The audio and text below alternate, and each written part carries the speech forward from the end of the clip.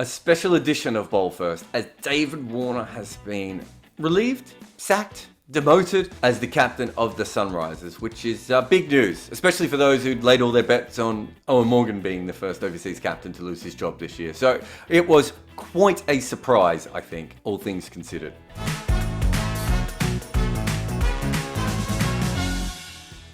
So I thought, why not look at David Warner and just have a look at this whole situation and see how we got here. In the last 5 years of the IPL, he has the second most runs.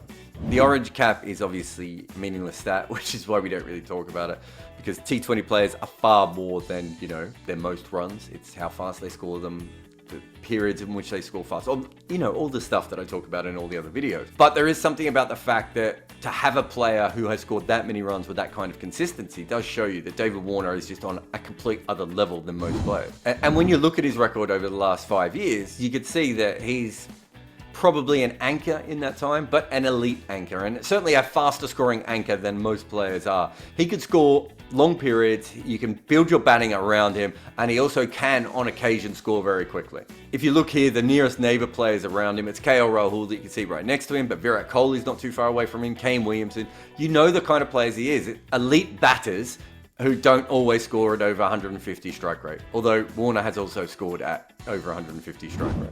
And there's also other parts to his game as well. He doesn't usually start that slow compared to some of the other guys who bat a lot of balls. He is a brilliant runner between wickets, although we'll get to that later. He's also a very, very good fielder. There's a lot of plus side to his game, not to mention that he also had the ability to captain and did captain when they won a title. But this has been his slowest scoring season ever. In fact, he hasn't really been anywhere near this slow since 2011. Not that that means necessarily that you drop him.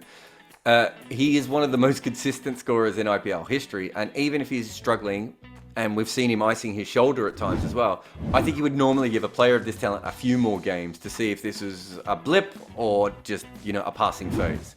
And yes, Warner's average is also down too, but there's a few things on this. One is his average is down from absolutely stratospheric, nonsensical levels. Some of those years, those numbers are just ridiculous. They're insane. But that doesn't mean that this year isn't low for him, but he's still averaging over 30, so you certainly wouldn't say that it is low altogether. But he has only played 6 innings this year. So I'm much more worried about his lower strike rate. I'm not worried about the fact he's averaging over 30 from 6 innings. I think he's doing fine. Plus, his average is a little bit lower because he's been run out twice. In his career, he gets run out 6.7% of the time. I mean, he's out run out more than he's out LBW, but he's almost never out LBW, so I don't think that really matters that much. The point is, he doesn't get run out that often, so to be run out twice in 6 innings, you would have to say is kind of a freak occurrence. Regardless of this, the fact his strike rate is down and we had to watch that incredibly turgid, frustrating innings, and no one was more frustrated at seeing than David Warner in that innings, it's clear that he is not in peak form right at the moment. He's not seeing the ball brilliantly, he's not coming off his bat very well at all. Right at the moment, instead of a sweet noise, there's more of a clang every time he hits the ball. If this team was working, by working I kind of mean winning slightly more than they currently are, you would not drop your captain and all-time leading run scorer when he's been run out twice in 6 innings. Even if you would say his strike rate is lower than it needs to be. No, this is what happens when you're 1-5 and you're midway through the season and you're panicking. But there are other parts to this. I said from the very start of the season that it's quite clear that they wanted an all-rounder in this team. Obviously, Kane Williamson was injured early on, so they tried that out. But by having all 3 overseas players at the top, that means that the Sunrisers have no experienced overseas pro, and they don't really have any experienced local pro to bat in the middle orders. And once you factor out Rashid Khan, because obviously he ain't going nowhere, and he's also another overseas captain, they could have. Anyway, the other 3 overseas players that they've played the most have been specialist batters. And don't come to me with Kane Williamson can bowl. He does not bowl in the IPL. He's bowled 18 balls in the IPL, ever. I think on the first live we did for this, I talked about the fact that I didn't think that Williamson and Bairstow could both play. I really thought at that stage they needed Nabi or Holder, or probably Nabi for the spinny pitches and Holder for the faster bouncy pitches. To be fair, I think the Sunrisers have kind of felt the same thing. The difference is that they're just dropping a different player than I suggested. Williamson is in form, Bairstow's in form, Warner's not in form. In some ways that makes sense. You might disagree with the theory that they need the extra all-rounder in, or that they want that experienced player in the middle overs. But that's kind of why this has happened. They do believe that, and that's kind of why we're here. And a far bigger problem than Warner's slow form, if you will, is the local batter issue for the Sunrisers. I mean, they're just not getting anything out of their local batters at all. And to be fair to them, they have tried almost everyone in their squad, maybe in some other team's squad. They seem to have more players on their squad than other teams at this stage. Their best local batter is Manish Pandey. He was dropped a few games ago. Trevor Bayliss gave an excuse that it was more about the pitch and situation and everything, but he's their main local batter and they dropped him. That tells you everything about how they're going at the moment. And remember, when Manish Pandey was left out, David Warner spoke up about this. It's a very big call, I think, for him to distance himself publicly from dropping Manish Pandey. Now, maybe that might be about a personal relationship. Maybe he might have thought as a captain it seemed better if it didn't come from him. Or maybe he was just completely telling the truth. He had nothing to do with it. This team is not selected by David Warner. That is very possible. Cricket teams around the world are not selected by captains more often than not, although captains obviously quite often have a say. But it's possible he was also making a big point about this because he knew that they didn't have any local batting and they dropped their best local batter.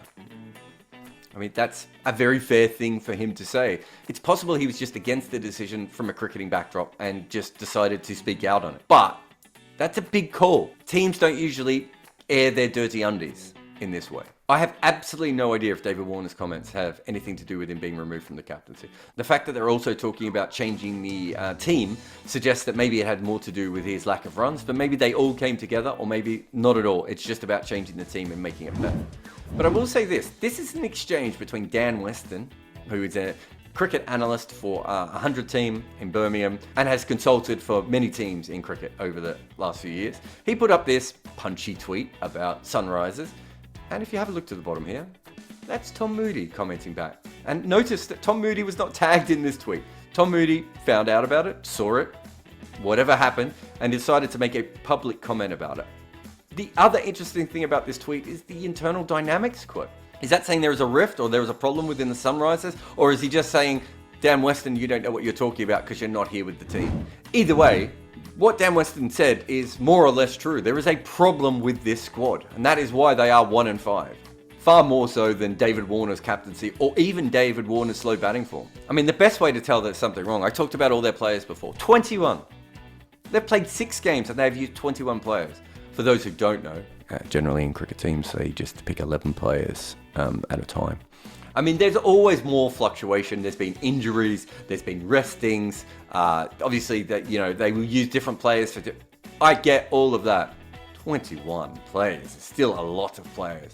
The internal dynamics are, not ideal. They're gassy. It's worth talking about just for a moment the sort of the making an overseas player captain conundrum, if you will. Look, that's always going to cause a problem. For team balance, for form, you might have to change your overseas players. It's harder to keep an overseas player in the team than it is to keep a top Indian player in the team, just because there's 7 spots compared to 4. So this kind of issue is always going to come up if you have an overseas captain. I'm not saying teams shouldn't do it. Think about Owen Morgan. If KKR think, well, we're actually happy with Owen Morgan as a captain, despite what every KKR fan says, but we don't like his batting, or we don't like our batting, and we think we need to replace him. It's a bigger issue straight away to be able to do that. Whereas if Owen Morgan was a Indian player, even with the numbers he's had, even with some of the lack of form he's had, he wouldn't be dropped from that team with the sort of level of player that he is. And so this problem is never going to disappear. I mean, last night, Kieron Pollard was absolutely incredible. He beasted that win. That was some of the most brutal, smart, incredible T20 hitting you will ever see. And Kieron Pollard is the player who's played the most T20 games of all time. He's unquestionably, if he retired today, he would be one of the greatest T20 players who has ever lived. And Kieron Pollard in the 2018 season was left out of the Mumbai Indians. These things happen. This is just a thing that, is going to happen. Now, he wasn't captain and that wasn't a problem then. But you see my general point. Overseas captains always bring that little bit more risk that they may not be there all season long. It has happened before and it will happen again. Hell, it might happen again before this video's come out with Owen Morgan. Siri, will Owen Morgan be fired before I finish this video? I found this on the web. That's not an answer. But back to Warner specifically. I don't think he's been sacked as a captain for speaking out, and I also don't think he's been sacked as a captain because his leadership has been bad or his tactical decision. I think he was the weakest link of the 3 overseas batters, and they wanted to change their team because they're losing a lot. As a rule, I probably think captaincy affects T20 games far less than most fans do, who get obsessed over every decision. Whereas, as I've pointed out, I think a lot in these videos, even when you make the right decision, it's not always the right decision. Even when you make the wrong decision, sometimes it works out better. Most captaincy is actually fairly normal. We just notice a lot when someone wins a lot with what seem to be cool ideas, but realistically, there are very few terrible cricket captains. And there are very few extremely good cricket captains. And even if you believe that Warner was one of those 2 extremes, when it comes down to it, he has lost the captaincy now and Kane Williamson has come in. If the Sunrisers win the next 4 games, it won't be because Kane Williamson is some magic captain. He won't be able to change the entire squad. It will just be because as a team they have played better. It might even be that Warner's replacement comes in, takes a bunch of wickets and hits a bunch of runs. The team didn't look lost on the field, they were just losing on the field, if that makes sense. I think it does. I've talked about all the different things from Warner's form to the makeup of this side to the squad to the internal dynamics, all these sorts of things. But essentially, David Warner has been relieved of the captaincy because this team is 1-5 and they're in the midpoint of the season and they have to do something. And they felt like they had to make a big call. You can agree with this decision, you can disagree with this decision. I've tried to lay as many of the facts out here as possible for you. But you cannot argue that the Sunrisers have made a huge call here.